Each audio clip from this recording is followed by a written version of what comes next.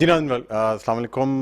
Programme में ख़बर की खबर, मैं हूं आपका मेज़बान डॉक्टर बुलंद इकबाल। नाज़रीन आपको बताते चलें आज सबसे पहले प्रोग्राम में कि कुछ अहम डेवलपमेंट्स हुई हैं कराची के हवाले से।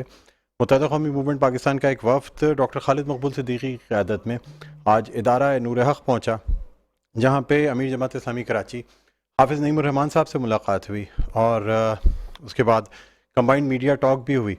मुत्तहिदा कौमी मूवमेंट पाकिस्तान के वफ़द का ये कहना था कि वो चाहते हैं कि जो बल्दियाती इंतखाबात हैं वो मुलतवी करा दिए जाएँ ताकि हल्का बंदियाँ हो सकें, लेकिन इसके बरक्स जमात इस्लामी ने अपना बिल्कुल मुख्तलिफ मौक़िफ़ पेश किया। उनका कहना ये था कि चूँकि पहले भी इन्हीं हल्का बंदियों पे इंतखाबात होते रहे, इसलिए महज हल्का बंदियों की बुनियाद पे इंतखाबात को मौखिर या मुलतवी करा देना सही फ़ैसला नहीं होगा। बहरहाल नाज़रीन, इसके अलावा आज एक प्रेस कॉन्फ्रेंस भी हुई।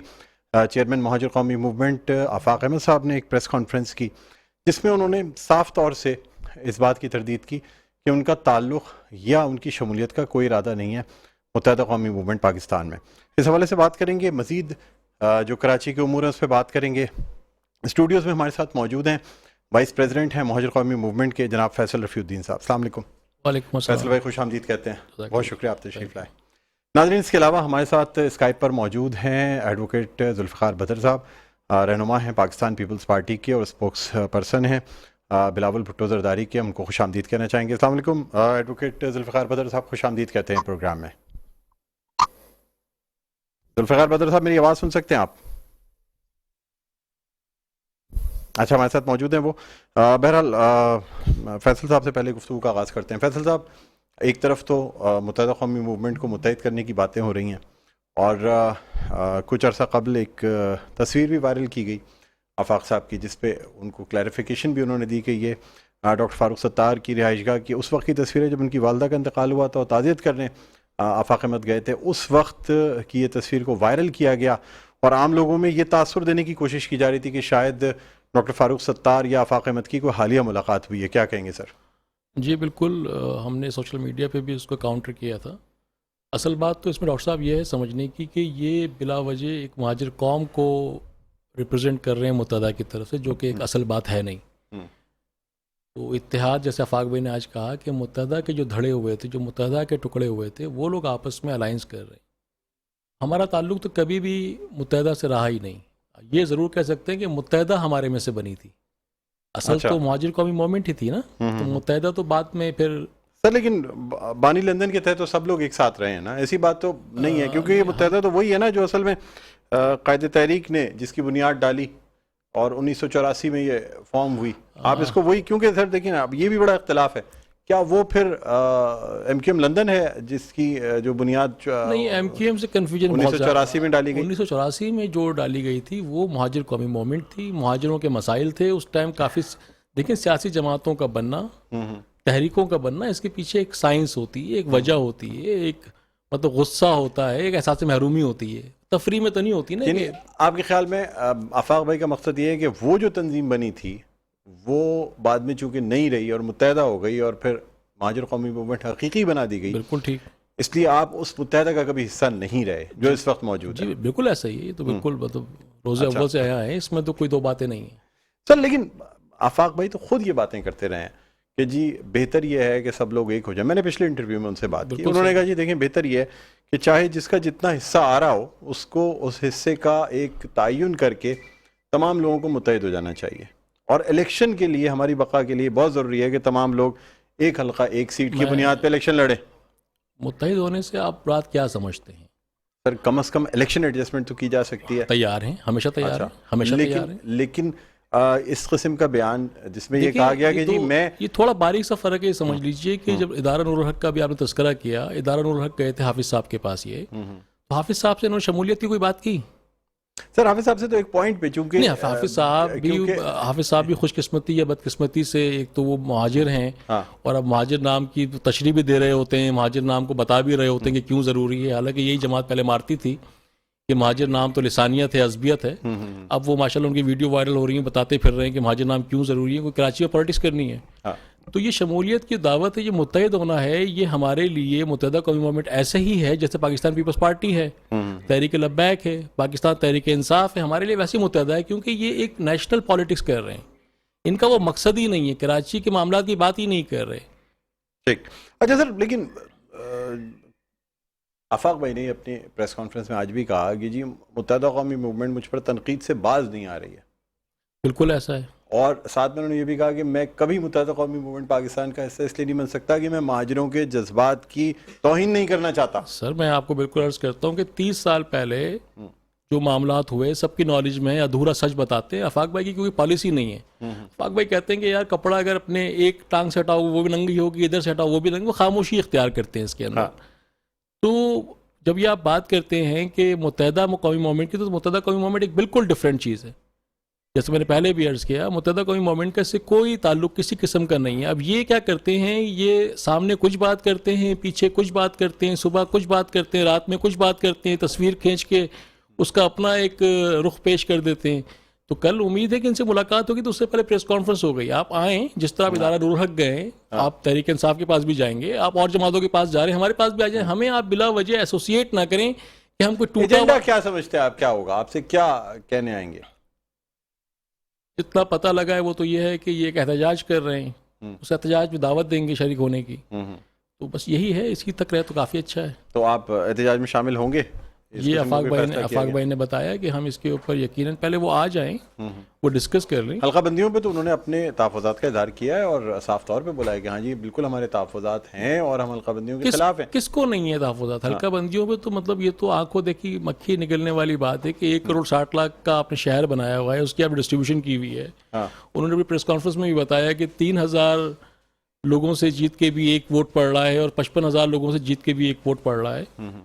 تو بہرحال وہ ایک حلقہ بندیوں ہمارے بالکل وہ ہیں، مسائل ہیں، لیکن وہی اگر یہ اس کو حلقہ بندیوں تک ہی رکھیں اور اس کو اپنے طریقے سے مزید کو اس کا نیریٹو پیش نہ کریں تو ہمیں کوئی اعتراض شاید نہ ہو.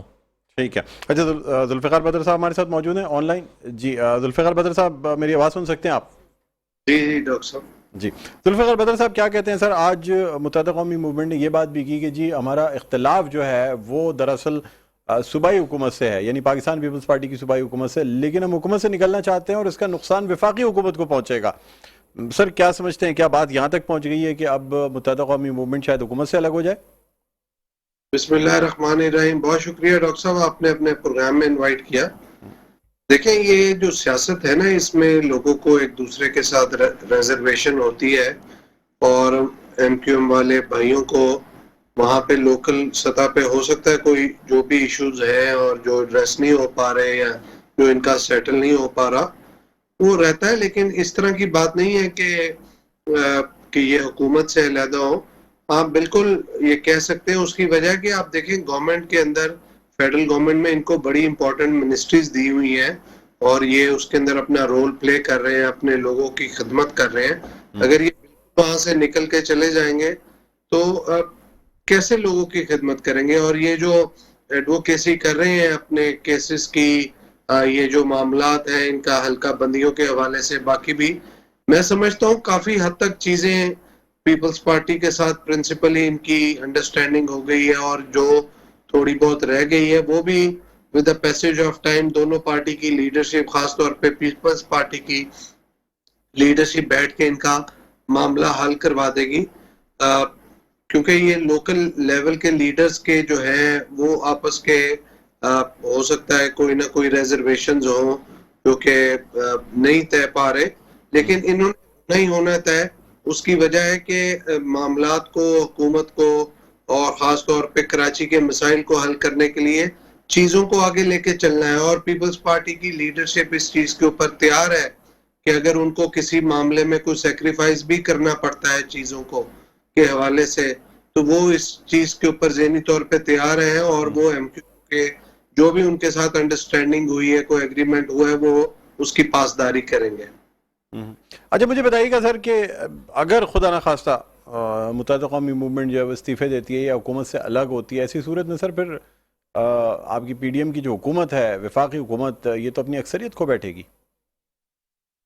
بالکل ایسے ہی ہے کہ اگر اس جو علیحدہ ہوتی ہے تو میں سمجھتا ہوں کہ فیڈرل گورنمنٹ کو اس کا نقصان ہوگا اور حکومت کے لیے دوبارہ پھر نمبر آف ووٹس پورے کرنا مشکل ہو جائے گا. تو سر آپ سمجھتے ہیں کہ پھر جو متحدہ قومی موومنٹ پاکستان کے مطالبات ہیں جن میں کہ خاص طور پہ حلقہ بندیوں کو درست کرنا اور اس کے بعد الیکشن کا انعقاد، کیا وفاقی حکومت یا پاکستان پیپلز پارٹی اس پہ غور کر رہی ہے؟ کیونکہ ابھی مقدمہ جو ہے یہ آپ سمجھ لیں کہ سابق صدر آصف علی زرداری کے سامنے بھی رکھا گیا، انہوں نے کچھ وقت لیا ہے، امید کی جا رہی ہے کہ شاید اس وقت میں وہ کچھ لوگوں کو منا لیں گے تاکہ یہ بات پوری کی جا سکے. دیکھیں میں یہ سمجھتا ہوں کہ آصف علی زرداری صاحب سے معاملات کو حل کرانے میں اور وہ ایم کیو ایم کی جو بھی لیڈرشپ کی ریزرویشن ہے اس کو وہ ایڈریس کرنا چاہتے ہیں اور وہ انشاءاللہ کریں گے. یہ رہ گئی کہ ایک دم وہ استعفے کے آ جائیں گے یا کوئی معاملات ہوں، یہ میں سمجھتا ہوں کہ ایم کیو ایم کے لیے بھی ایک مشکل ڈیسیژن، کیونکہ ایم کیو ایم کی ایک میں آپ کو بات بتا دوں کہ حلقہ بندیوں کے اوپر ہے، پھر عمران خان کی گورنمنٹ میں سینسس کی بھی بات کی تھی، مردم شماری کی بھی بات کی تھی. جی تو اگر یہاں پہ حلقہ بندیوں یہ تو فیڈرل گورنمنٹ نے کرنا ہے اور خاص طور پہ الیکشن کمیشن آف پاکستان نے کرنا ہے، اس کا پیپلز پارٹی کے ساتھ کوئی تعلق نہیں ہے. تو یہ بندیاں اگر الیکشن کمیشن آف پاکستان کرتا ہے پھر یہ سینسس کی بات کرتے ہیں، کیونکہ میرا یہ تجزیہ ہے کہ کی آبادی زیادہ ہے اور کم شو کی جا رہی ہے. تو جب اس چیز کو پھر کل کو ایڈریس کرنا ہوگا سینسس کو، مردم شماری کو، اور پھر اس حوالے سے نئی حلقہ بندیاں ہوں گی تو یہ حلقہ بندیاں کافی ٹائم لگ سکتا ہے. لیکن جو گلہ ہے وہ یہ بھی ہے کہ جی سندھ حکومت جو ہے وہ اپنے تئیں الیکشنز کو ملتوی کرانے کے بجائے سارا ملبہ جو ہے وہ متحدہ قومی موومنٹ پاکستان کے سر ڈال رہی ہے. یعنی یہ بات عیاں ہو رہی ہے کہ متحدہ قومی موومنٹ پاکستان جو ہے وہ الیکشن نہیں چاہتی، بلدیاتی الیکشن نہیں چاہ رہی ہے. اس کا بھی گلہ ہے سر؟ دیکھیں یہ ایسی چیز نہیں ہے. پاکستان پارٹی تو حکومت میں بیٹھی ہے سندھ میں اور ان کو زیادہ بہتر آئیڈیا ہے کہ جیسے آپ کے بعد جو صورتحال ڈیولپ ہوئی ہے جی کہاں الیکشن کرانے پاسبل ہے، کہاں پہ نہیں. تو اگر وہ اس چیز کے اوپر کہہ رہے ہیں کہ الیکشن پاسبل نہیں ہے تو ظاہری بات ہے انتظامیہ کی فیڈ بیک کی وجہ سے ہی کہہ رہے ہوں گے، کسی کا ذاتی اس میں کوئی وہ ہے نہیں. یعنی کوشش کی جائے گی کس طرح اگر یعنی متحدہ قومی موومنٹ پاکستان کے مطالبات کو پورا کر لیا تو بہتر ہوگا. بہرحال آپ ہمارے ساتھ موجود رہیں گے. فیصل بھائی آپ سے جاننا چاہوں گا سر، جہاں یہ بات کی جا رہی ہے آپ سمجھ رہے ہیں کہ متحد ہونے کی جو بات شروع ہوئی، آج آفاق بھائی نے کہا کہ توڑا بھی انہی لوگوں نے تھا جو آج متحد کرنے جا رہے ہیں. تو اگر یہ چاہ رہے ہیں متحد کرنا تو کیا برائی ہے سر؟ کم از کم الیکشن ہی ایک پلیٹ فارم سے لڑ لیا جائے. کوئی پریشر ہے آفاق بھائی ان سے پہلے تو یہ پوچھ لیجئے کہ وہ چاہ کیا رہے ہیں. ایک دفعہ ان سے یہ پوچھ لیں کہ وہ کیا چاہتے ہیں، جو ابھی یہ چاہ رہے ہیں اس کے بعد وہ کیا چاہیں گے. دوسری بات، جب آپ بات کرتے ہیں تو آپ بنیاد کی طرف کیوں نہیں جاتے؟ اپنی مرضی کا آپ نے ایک پیچ اٹھا لیا ہے. ہماری بنیاد 1984 تھی. 1984 سے 1992 تک ہمارا معاملہ یہ تھا کہ ہمیں مہاجر قومی موومنٹ رہنا ہے. ساری قوم اسی پہ ساتھ آئی تھی. ابھی بھی دھوکہ دے رہے ہیں. پاکستان پیپلز پارٹی بھی الیکشن لڑ رہی تھی تو وہ جی اے مہاجر کے پمفرٹ سے لڑ رہی تھی. میں نے بتایا حافظ نعیم بھی جی اے مہاجر کر رہے ہیں آج کل. متحدہ بھی صرف خالی مہاجر کی بات کر رہی ہے. یہ بھول جاتے ہیں، یہ سینئرز ہیں، یہ مخالفت کرتے ہیں. لیکن سر میرا سوال یہ بھی ہے کہ اگر آفاق بھائی خود یہ کہہ رہے ہیں کہ یہ جو توڑنے والے تھے وہ اس وقت جوڑ رہے ہیں، تو اس کا مطلب یہ ہے کہ ایم کیو ایم حقیقی جو بنی وہ بھی انہی لوگوں نے بنائی تھی جس وقت متحد کرنے جا رہے ہیں. نہیں، میرا نہیں خیال. دیکھیں میں آپ سے عرض کروں، یہ آپ کی بات ہے اور صحیح بات ہے. آپ نے سوچا، آپ نے سوال کیا، مجھے پورا ٹائم بھی دیجیے گا تاکہ میں بتا سکوں اس کے اندر انہوں نے کیا کیا. اگر کسی نے کیا ہے تو کیا کیا، اس کا آؤٹ کم کیا ہے. مہاجر قومی موومنٹ ایک جماعت تھی، ٹوٹ کے متحدہ بنی ہے. اب ہمارے یہاں مجیب کا ٹائم آپ کو پتا ہوگا بنگلہ دیش کا، اکثریت اقلیت میں سے الگ ہو گئی تھی. یاد ہے نہیں یاد ہے آپ کو؟ تو ویسا ہی ایک یہ وسانیہ بھی تھا. آفاق بھائی کی خواہش یہ تھی، ان کی سوچ یہ تھی کہ ہم کوئی جھگڑا نہ کریں، کوئی بات نہ کریں. یہ لوگ جس طرح کام کر رہے ہیں، سپورٹ ضرور حاصل تھی. بغیر سپورٹ کے یہ ممکن نہیں تھا. جس وقت یعنی بانی لندن کا توتی بولتا ہو پورے شہر میں، سپورٹ نہ ہوتی نا. سپورٹ جس کو آپ سپورٹ کہتے ہیں، میں اس کو بھی ذرا کلیئر کر دوں. پروٹیکشن تھی سر. سپورٹ یہ نہ ہوتی تو ہٹلر والا کام ہوتا، ایک بھی یہودی زندہ نہ بچتا. ہم یہاں مسلمان تھے، ہم ایک بھی نہ بچتے.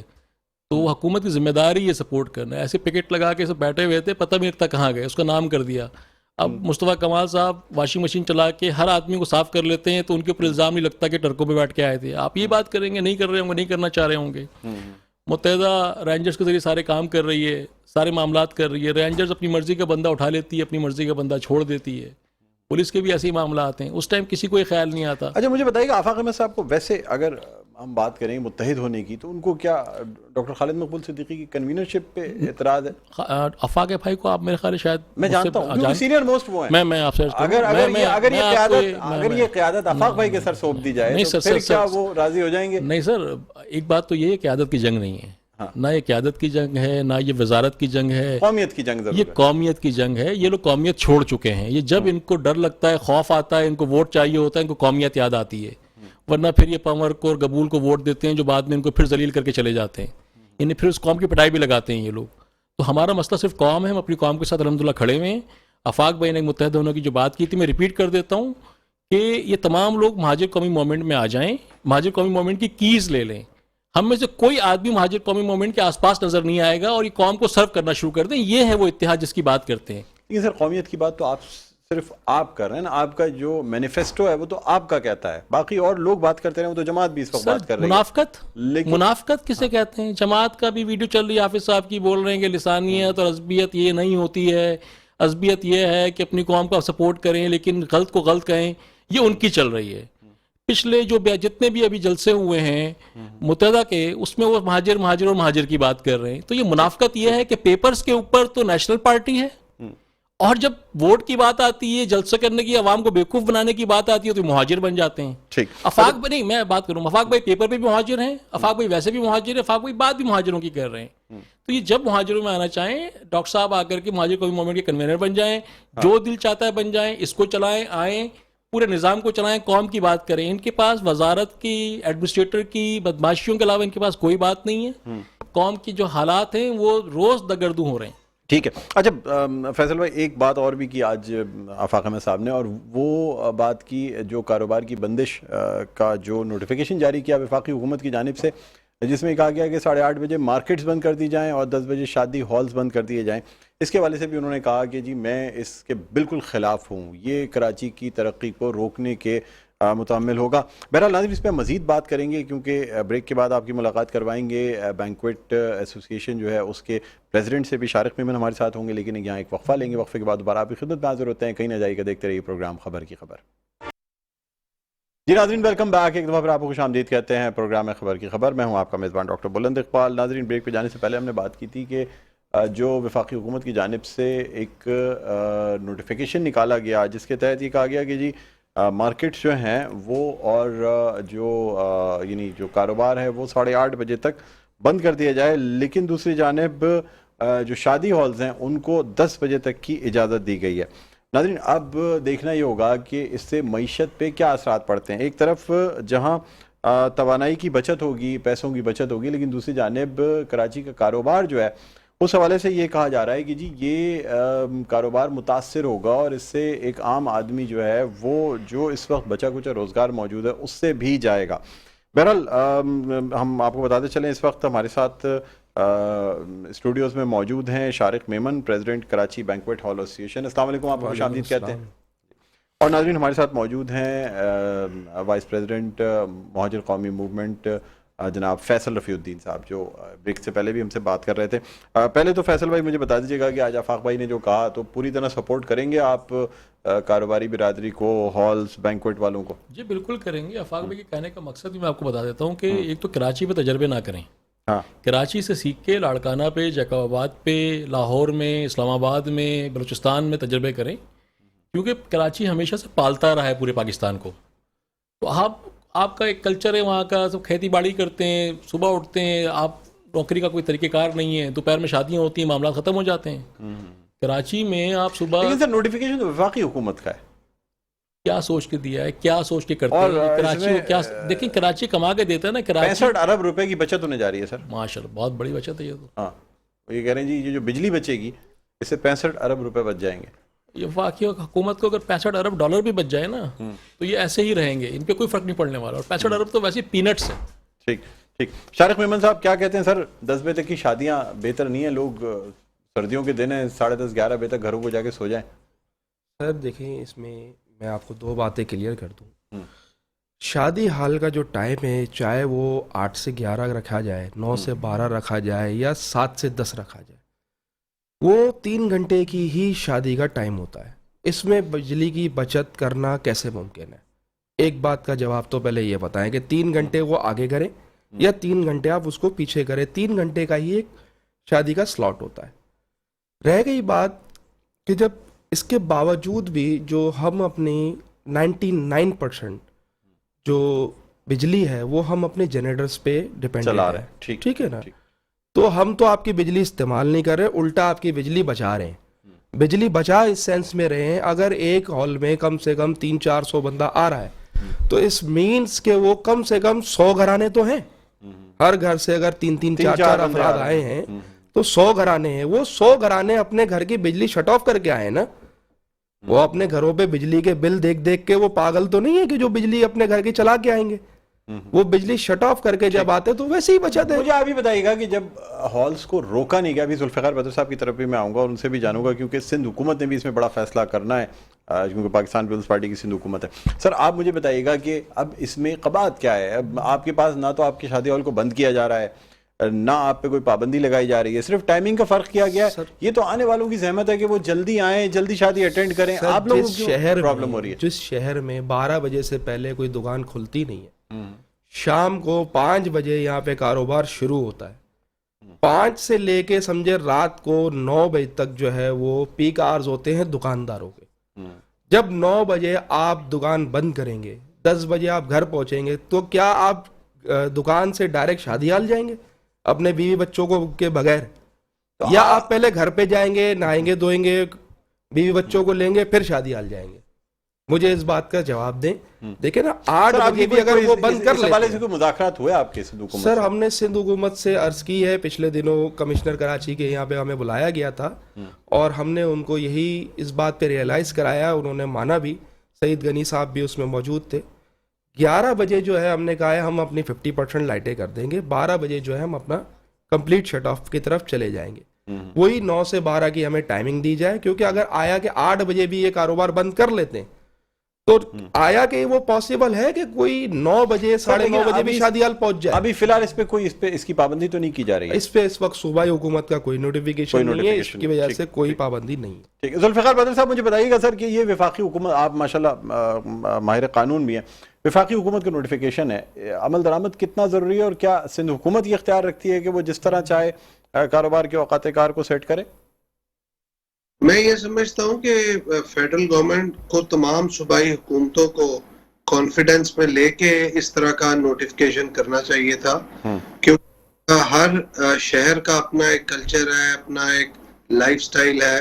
اور میاں شہباز شریف صاحب جب پنجاب کے چیف منسٹر تھے تو انہوں نے یہ آج سے کئی سال پہلے بھی یہ نوٹیفیکیشن کیا تھا کہ شادی ہال بند کر دیں گے. بلکہ انہوں نے ایک اور کام کیا تھا کہ میاں نواز شریف صاحب کے 97 کے دور کے اندر انہوں نے کھانے پہ پابندی لگا دی تھی شادیوں کے, کہ آپ صرف چائے یا بوتل دے سکتے ہیں. جی تو وہ جب تک یہ پرائم منسٹر رہے تو پھر اس چیز کو فالو کیا گیا. پھر اس کے بعد دوبارہ بنے تو انہوں نے شہباز شریف صاحب نے 2008 میں انہوں نے لگا دی کہ 10 بجے بند ہو جائے گی. اچھا آپ کا ایک لائف سٹائل چل رہا ہو لیٹ, مطلب آپ کے خیال میں یہ ٹوٹل یہ جو ڈیسیشن لیا گیا ہے یہ پاکستان مسلم لیگ نون کا ڈیسیشن ہے, اس سے پاکستان پیپلز پارٹی یا کسی اور حکومت کے اسٹیک ہولڈر سے بالکل نہیں پوچھا گیا ہے, کوئی مشاورت نہیں کی گئی ہے؟ میں یہ سمجھتا ہوں کہ یہ کیبنٹ کا ڈیسیژن ہوگا, اس میں ملٹی پارٹی جو نیشنل یونٹی گورنمنٹ کے لوگ ہیں وہ بیٹھے ہوں گے اور انہوں نے بجلی کی بچت کے حوالے سے کوئی ایسا جو بھی ان کے ذہن میں 18ویں ترمیم کے بعد اگر سندھ حکومت یہ چاہے کہ جی وہ ہالز کی جو ٹائمنگز ہے اس کو 11 یا 12 بجے تک لے جائے, کاروبار کو 9 بجے تک لے جائے, ممکن ہوگا؟ مختصراً بتا دیجیے کہ پروگرام کا وقت اختتام کے قریب ہے. جی میں یہ سمجھتا ہوں کہ اس میں سندھ گورنمنٹ کا پریروگیٹو ہے کہ وہ کتنے بجے, سندھ گورنمنٹ کا دائرہ اختیار ہے. بالکل سندھ گورنمنٹ اور لوکل اتھارٹیز کا. جس طرح ہم کووڈ میں دیکھتے رہے کہ جو پابندیاں وفاق کی طرف سے لگتی تھیں اس پہ عمل درآمد کرانا یا اس میں ترمیم کرنا سندھ حکومت کا یہ خاص طور پہ پروگریٹو ہوتا تھا کہ وہ کرائیں اس پہ, یا اس کو پابندی سے عمل کریں یا کوئی اپنا ایک نیا ایس او پی وضع کریں. 18ویں ترمیم کے بعد بہت سارے ایسے معاملات ہیں جو کہ صوبائی کے پاس آ گئے ہوئے ہیں ٹھیک اور فیڈرل گورنمنٹ کو یہ چاہیے کہ ان تمام معاملات کے اندر پہلے صوبائی حکومتوں سے مشاورت کرے کنسلٹیشن مشاورت ہونی چاہیے صوبائی حکومتوں سے، اس کے بعد اور پھر لوکل سٹیک ہولڈرز ہیں جی جی ان کی ٹھیک بات چیت کرنے کے بعد پھر ایک مشترکہ لائحہ عمل بنائے تاکہ جو وہ نوٹیفکیشن کرتے ہیں اس پہ عمل درآمد ہو سکے. ٹھیک ہے جی، بالکل بالکل.